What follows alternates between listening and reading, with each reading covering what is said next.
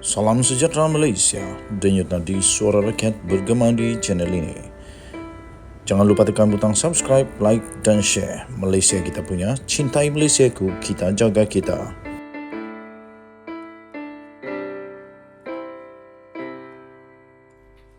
Salam sejahtera Malaysia, denyut nadi suara rakyat bergema di channel ini. Sebentar tadi saya ada menonton satu video daripada channel yang amat bagus.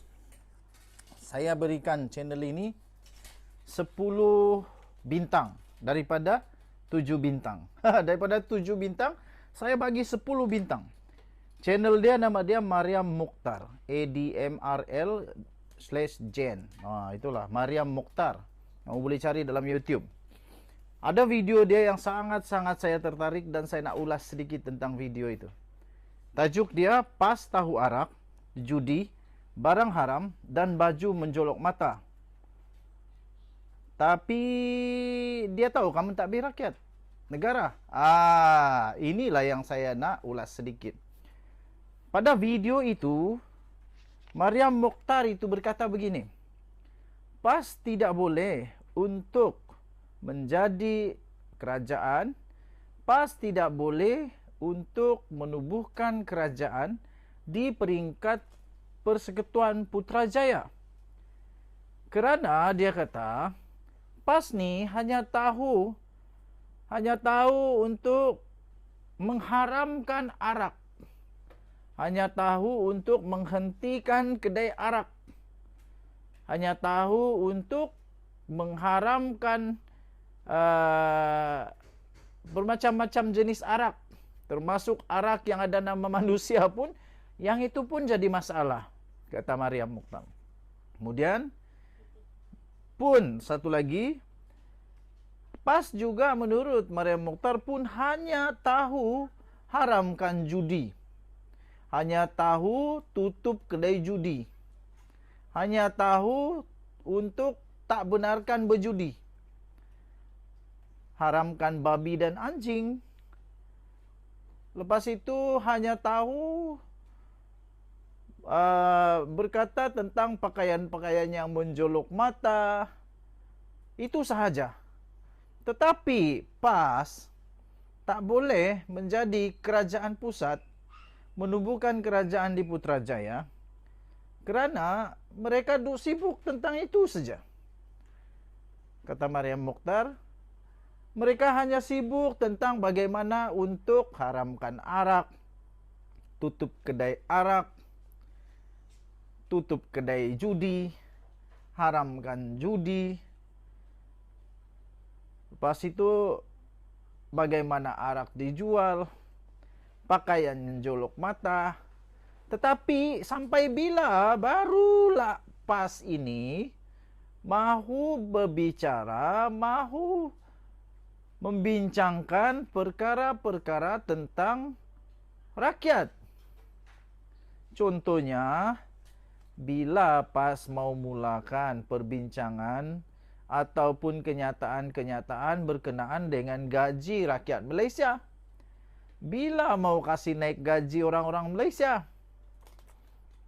Bila mau sebut tentang gaji?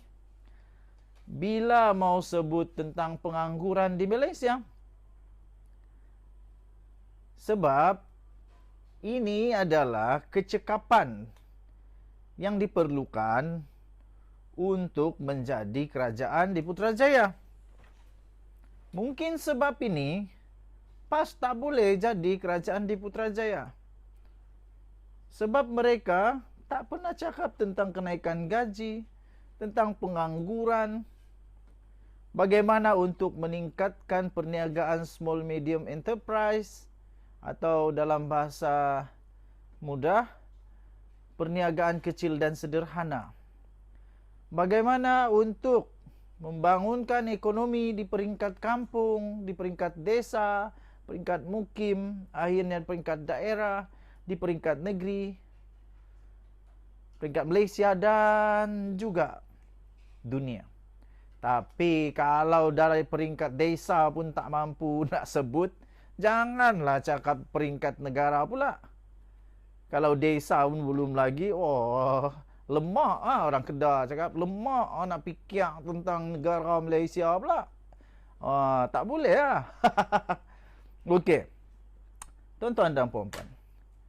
Kemudian tahap-tahap pemikiran orang-orang parti ataupun ahli-ahli parlimen PAS ini pula kadang-kadang lucu. Salah satunya tahap jawapan mereka bila ditanya. Bila sama ada wartawan kah, sama ada rakan politik kah, sama ada pembangkang kah, kalau tanya soalan kepada mereka, tak ada jawapan lain melainkan takdir. Semuanya tentang takdir, takdir, takdir. Apalagi Mariam Mukhtar pun cakap ni, yalah takdir tu kita percaya, kata Mariam Mukhtar. Tapi kenapa Tuhan bagi kita otak? Tuhan bagi otak kerana untuk berfikir katanya. Bukan semuanya tentang takdir, tapi perlu diusahakan. Jadi cara jawapan pun tak mengena kepada keinginan soalan. Orang tanya planning, takdir pula. Lagi satu. Kadang-kadang saya lihat PAS ini pun susah nak jadi pembangkang. Kadang-kadang tak reti nak jadi pembangkang. Kadang-kadang bila nak membangkang, semua nak dibangkang. Tapi yang nak dibangkang tak tahu pula fakta yang nak dibangkang itu. Tak apa-apa dibangkang, alih-alih bikin malu diri sendiri. Sebagai contoh, saya ambil contoh saja. Ahli Parlimen Ketereh yang sekarang ni. Ahli Parlimen Ketereh yang sekarang ni. Apabila dia menang saja jadi ahli parlimen, semangat nak jadi pembangkang. Akhirnya yang dia bangkang Lucu bin Ajaib. Lucu bin Ajaib. Dia bangkang kenapa?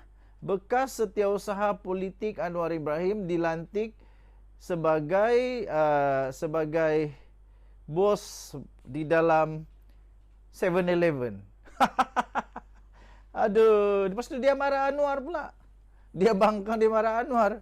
Yang peliknya, dia tak tahu kah 7-Eleven tu swasta, cik. 7-Eleven itu bukan GLC, bukan syarikat berkaitan kerajaan. Suka hatilah pemilik 7-Eleven nak lantik siapa yang kena mengena dengan Anwar Ibrahim itu apa pasal? Tak ada kena mengena.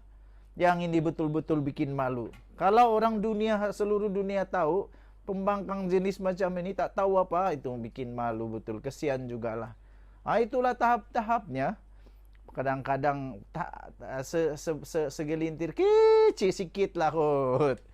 Sikit saja kot. Pembangkang daripada PAS ini. Kadang-kadang otak dia tak sampai tak boleh nak sampai di tahap pembangkang sebenar seperti mana ketika PKR, Pakatan Harapan, DAP, Amanah masih jadi pembangkang. Itu baru kualiti pembangkang yang bagus. Aku masih ingat lagi, saya masih ingat lagi waktu DAP jadi pembangkang. Hoi. Orang-orang yang membangkang, semua orang-orang dalam DAP yang membangkang itu bukan calang-calang, peguam-peguam, doktor-doktor, bisnesmen kaya raya, bijak-bijak. Cara membangkang pun orang-orang bijak punya pikiran. Sebab itu, kalau jadi pembangkang pun tak reti, macam mana nak jadi kerajaan? Yang itulah yang saya dapat lihat dalam video Mariam Mukhtar itu. Best lah, kamu boleh tengok. Saya bagi contoh yang lebih jelas. Kami di Sabah, kami tenang saja, hidup aman damai. Ada baru-baru ini si Fawaz, dia komplain tentang cara penjualan arak. Cara penjualan arak yaitu di depan apa dia bilang tu, di supermarket lah. Kami di Sabah okey, tidak ada masalah. Nak jual macam mana jual lah. Orang Islam tak pernah beli arak. Orang Islam tenang saja. Dia tak peduli. Kenapalah dia letak sebelah dia, kalau dia Islam dia tak beli. Jadi sebenarnya di Sabah kami hidup sederhana, toleransi, tenang saja. Lepas itu keluarga di Sabah ni kami semua bertoleransi. Ada keluarga yang tinggal bila ada keramaian kah, hari family group, family day kah, boleh hidup sama-sama walaupun berlainan agama dalam satu rumah.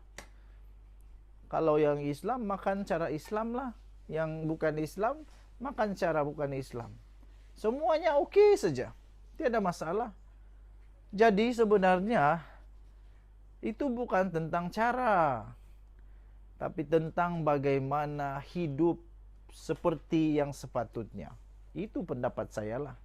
Kalau kamu setuju, kamu boleh komen, saya setuju. Okey, tuan-tuan dan puan-puan yang dihormati sekalian.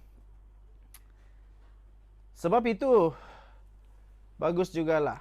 Bagus juga kalau pas terus jadi pembangkang dulu. Belajar dulu jadi pembangkang. Bila semakin bijak, semakin pandai untuk membangkang, akhirnya boleh belajar bagaimana untuk jadi kerajaan peneraju negara Malaysia. Terus takut-takut nanti bila dah jadi kerajaan, nanti tak reti pula nak buat macam mana, nak planning macam mana, tak reti, susah. Susah juga. Jadi tujuan saya kata begini, supaya saya untuk menggalakkan PAS untuk melahirkan pemimpin-pemimpin bertaraf Malaysia. Bukan bertaraf mukim saja, bukan bertaraf desa kampung saja. Kalau PAS ada impian untuk memerintah negara Malaysia di Putrajaya, PAS kena bertindak sesuatu.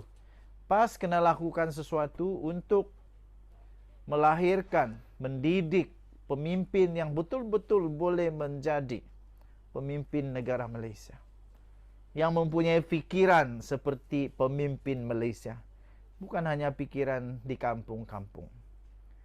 Apapun, kita berharap negara Malaysia akan terus makmur, aman, damai. Saya doakan juga semoga PAS semakin menjadi pembangkang yang kuat, yang bijak, yang bagus. Dan kalau Tuhan izinkan, kita susah juga mau tolak. Kalau memang sudah Tuhan izinkan, biarlah PAS memerintah di Putrajaya, kalau Tuhan izinkan. Tapi dengan syarat mereka mesti berubah menjadi pemimpin yang sebenar, yang mempunyai fikiran memimpin negara Malaysia. Denyut nadi suara rakyat bergema di channel ini. Kita jumpa lagi. Bye-bye.